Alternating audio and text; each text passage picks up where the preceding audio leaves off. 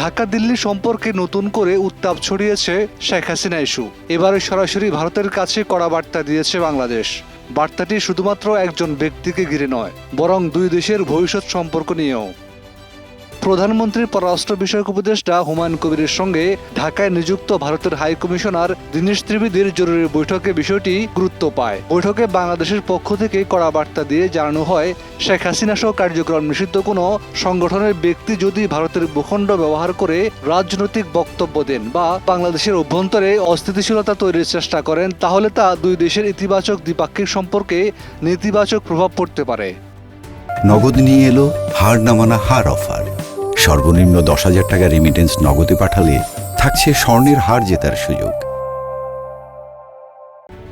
পররাষ্ট্র মন্ত্রণালয়ের তথ্য অনুযায়ী সামাজিক যোগাযোগ মাধ্যমে ছড়িয়ে পড়া শেখ হাসিনার সম্ভাব্য 5 আগস্টের বক্তব্যের খবরকে কেন্দ্র করে এই আলোচনা হয়। ঢাকা ভারতের কাছে সহযোগিতা চেয়ে বলেছে, ভারতের মাটি যেন বাংলাদেশের বিরুদ্ধে রাজনৈতিক কর্মকাণ্ডের জন্য ব্যবহার না হয়।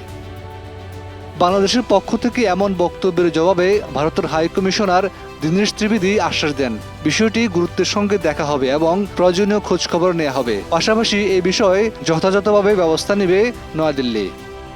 তবে এখানেই শেষ নয়, বৈঠকে দুই দেশের সামগ্রিক সম্পর্ক নিয়েও আলোচনা হয়েছে।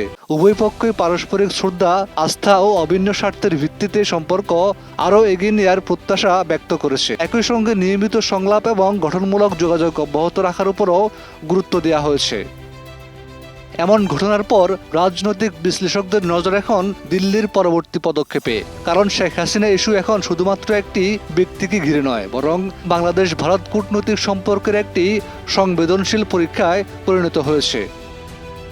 এখন প্রশ্ন একটাই, ঢাকার এই কড়া বার্তার পর নয়াদিল্লি কি বাস্তবে কোনো পদক্ষেপ নেবে, নাকি কূটনৈতিক ভারসাম্য বজায় রাখতেই সীমাবদ্ধ থাকবে? সেই উত্তরে ঠিক করে দিতে পারে আগামী দিনে ঢাকা দিল্লি সম্পর্কের নতুন সমীকরণ। Desk report, 21 television.